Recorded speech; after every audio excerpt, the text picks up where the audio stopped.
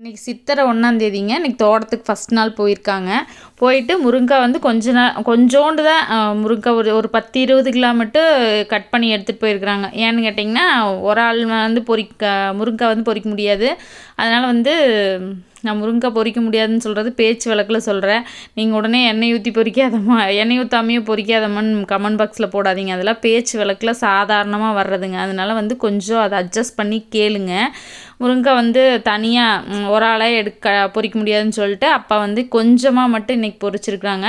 அதுவும் அப்பா சொல்லுவாங்க, வீடியோலாம் நீ எனக்கு எடுத்து கற்றுக் கொடுத்துரு, நானே வந்து வீடியோலாம் எடுத்து உனக்கு சென்ட் பண்ணுறேன் அப்படின்னு சொல்லுவாங்க. அதே மாதிரி இன்றைக்கி பாப்பா வந்து ஊரில் இருந்ததுனால வீடியோ எடுத்து எனக்கு சென்ட் பண்ணிருச்சுங்க. முருங்கை வந்து இன்றைக்கி ஒரு 20 கிலோ இருந்தது. அதனால் இன்றைக்கி ஃபஸ்ட் நாள் கட் பண்ணி எடுத்துகிட்டு போனது வந்து நான் இன்னையிலேருந்தே வந்து நாள்லேருந்து என்னால் எவ்வளோ தூரம் வந்து ஒவ்வொரு நாளும் நான் தோட்டத்தில் என்ன பண்ணுறேன் அப்படிங்கிறத வீடியோவாக போடணும் அப்படிங்கிறதுனால வீடியோ போட்டேன்.